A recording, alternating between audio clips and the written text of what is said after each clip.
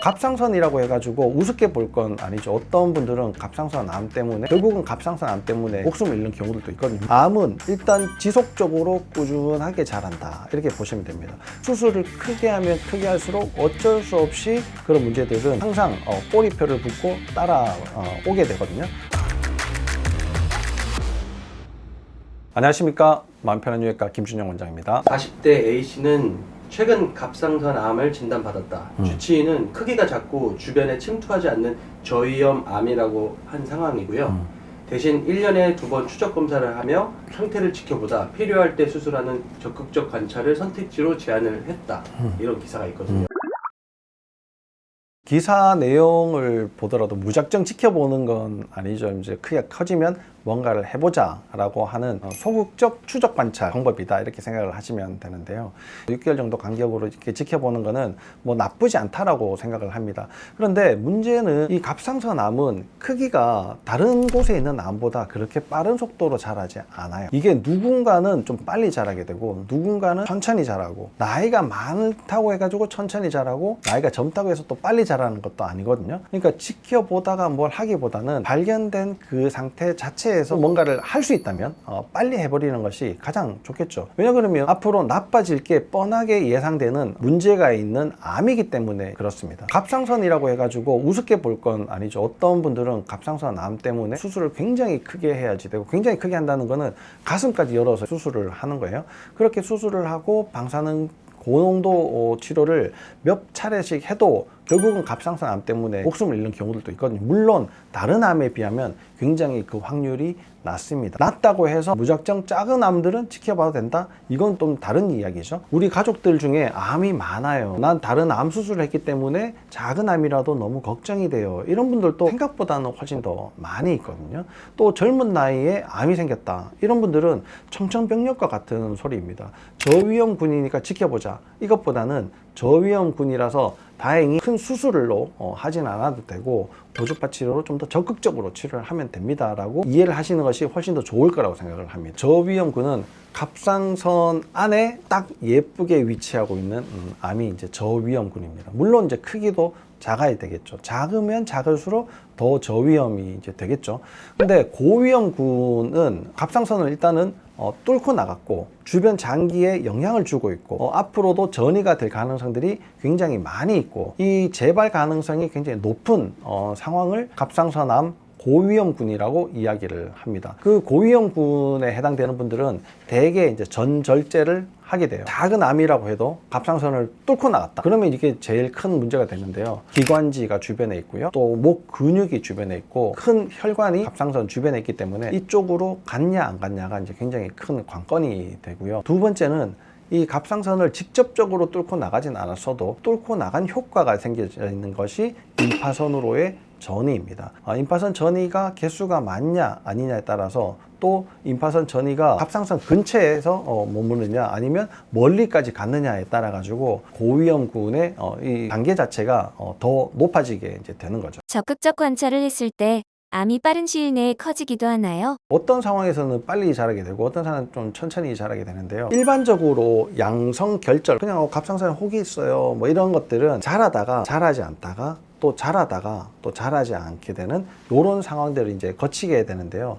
암은 일단 지속적으로 꾸준하게 자란다 이렇게 보시면 됩니다. 그러면 이게 자라는 기간 동안 계속 속도가 똑같냐? 그렇진 않아요. 비선형적이다 이렇게 이야기를 하는데요. 자랄 때는 또 확 자라다가 또 안 자랄 때는 천천히 자라다가 확 자라다가 이런 식이에요. 우리가 알고 있는 일반적인 괜찮은 혹은 자라지 않는 기간에 있는 반면에 이 암은 그렇지 않다 보니까 추적 관찰 기간 중에 어떤 사람은 크게 잘 안 자라고 어떤 사람은 좀 빨리 자라고 이런 것들을 이제 발견하게 될 수 있습니다. 수술 이후 부작용에 대해서도 설명 부탁드립니다. 적극적 관찰을 하다가 만약에 크기가 커지면서 여러 가지 이제 문제들, 그러니까 고위험군으로 들어가 버리게 되는 경우가 있다.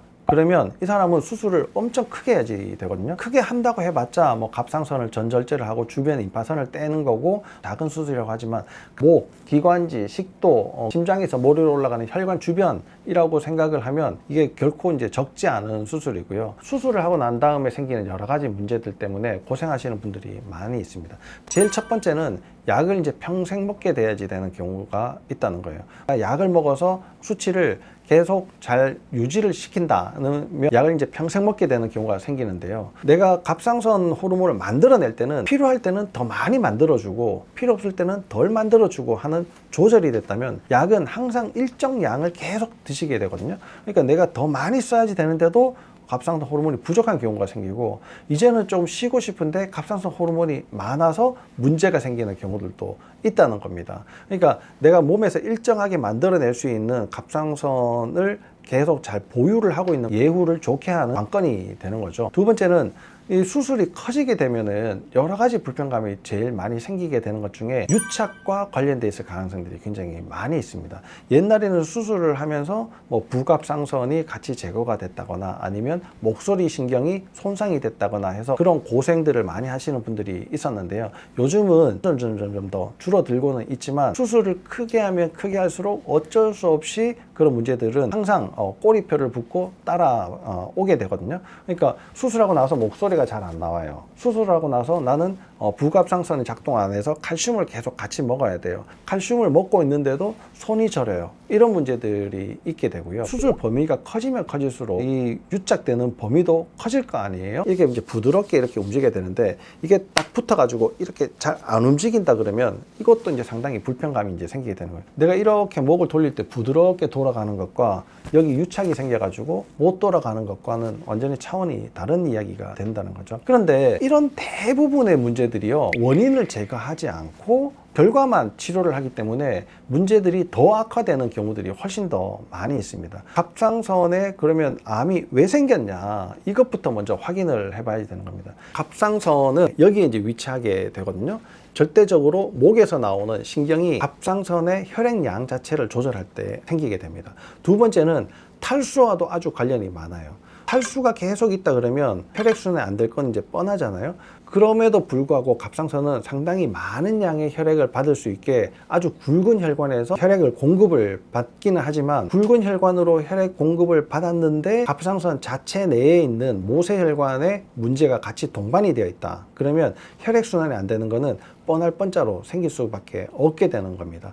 목에 있는 흉쇄 유돌근을 한번 이렇게 만져보세요. 이렇게 만져가지고 아프다 그런 분들은 갑상선으로 들어갔던 혈액이 제대로 빠져나가지 못할 가능성이 많고 갑상선이 부어 있거나 갑상선에 문제가 생길 가능성들이 훨씬 더 많다. 이런 상황에서는 갑상선에 여러 문제들이 생길 수 있거든요. 지금은 제일 골치 아픈 암을 이야기를 하고 있지만 기능상의 문제도 생길 수가 있고, 또 갑상선이 부어서 염증이 쉽게 또 생기게 되고 생겼다가 빨리 없어지지 않게 되는 문제까지 이어질 수가 있게 되는 겁니다. 이런 상황들이 개선되지 않는다는 것은 결국은 목의 경추 상태 자체가 개선되지 않았다는 이야기가 되는 거고요. 경추 상태가 개선되지 않았다는 것은 결국은 수술을 해서 갑상선은 없어졌지만 전체적으로 혈액순환이 개선된 상태는 아니다라고 보시면 됩니다. 이게 비록 갑상선에만 영향을 주는 건 아니고요, 내 전신에 다 영향을 주거든요. 왜냐 그러면 경추의 역할 자체가 내 몸에서 이 전체적으로 몸을 움직이는 자율신경이 내려가는 길목인데 그 길목이 고장났기 때문에 이제 암이 생겼다거나 수술을 하게 되는 지경까지 이제 간 거예요. 그러면 향후에 우리가 수술하고 나서 생길 수 있는 부작용을 잘 아는 것도 중요하지만, 그럼 그런 부작용들을 어떻게 관리하고 없앨 수 있느냐도 이제 잘 알고 계셔야지 되잖아요. 단 하나만 꽂아라 그러면 당연히 이제 경추 상태가 되고요. 하나를 더 꼽아봐라 그러면 탈수가 되고, 세 개를 이제 꽂는다면 만성염증이 됩니다. 이 만성염증은 장에서부터 만들어지는 게 가장 흔해요. 목 상태, 탈수 상태, 장 상태, 이것이 내 몸에서 문제를 일으켰을 가능성이 굉장히 이제 높은데, 그런 상태에서 나머지 것들은 다 내버두고 암만 수술했다고 내가 암이 벗어날 수 있느냐, 이거는 다른 문제가 될 수가 있다는 겁니다. 암은 다시 재발하지 않는다 하더라도 신체에 다른 걸로 또 고생할 가능성들이 굉장히 많이 있는 거죠. 왜냐하면 풍선 효과에다가 경추 부위에 유착이 또 심하거나 부갑상선 손상이 돼가지고 호르몬에 문제가 있다거나 그걸로 고생하는 사람들이 너무나 많이 있습니다. 왜 그런지도 모르고 병원에 가서 이야기를 하면 용량이 적절하니까 이 약만 잘 드시면 된다, 나머지 문제들은 시간 지나면 좋아진다, 이게 그렇구나라고 알고 계시는 분들이 굉장히 많이 계세요. 그런 분들은 적절하게 내 몸 상태를 다시 이제 평가를 해보고요. 문제가 있는 부위를 잘 찾아서 원인이 될 만한 것들을 하나씩 제거를 해나가는 것이 합병증을 줄이는 방법이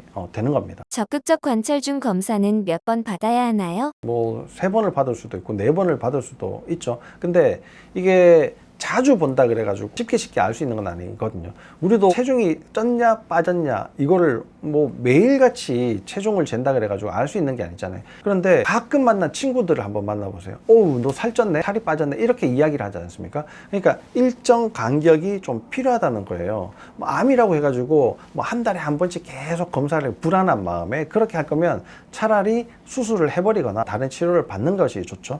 저는 이제 고주파 치료를 좀 더 이제 권장을 해드리고는 있지만 이렇게 적극적으로 한다고 해서 너무 불안하게 그렇게 짧은 간격을 할 필요는 없다. 6개월마다 해도 대부분의 상황에서는 적절한 간격이다 이렇게 말씀드릴 수 있어요. 최근에 암 환자들이 많이 증가를 하고 있거든요. 이게 한 10년에서 20년쯤 지나면 누구나 암은 하나씩 가지게 될 거다 이렇게 예견을 하는 전문가도 있습니다. 그런 분들이 기도하는 내용 중에 하나가 암이 걸릴 거면 차라리 갑상선 암이 생기도록 해주세요 라고 기도하시는 분들도 있다고 해요. 그런 측면에서 본다면 갑상선 암은 다른 암들에 비해 가지고 굉장히 이제 순환암이고 위험도가 굉장히 떨어지는 암인데요. 그것도 상황에 따라서 빨리 조치해야지 될 상황이 있고 위험도가 낮은 암이라고 해도 심각한 암들처럼 굉장히 불안감을 느끼는 분들도 있기 때문에 간단한 방법으로 확실하게 치료할 수 있는 방법을 알고 계신다면, 사실 내가 선택이라고 하는 거는 정보를 모르기 때문에 선택을 못 하는 거지, 정보를 안다면 여러분들이 기준을 이게 정해서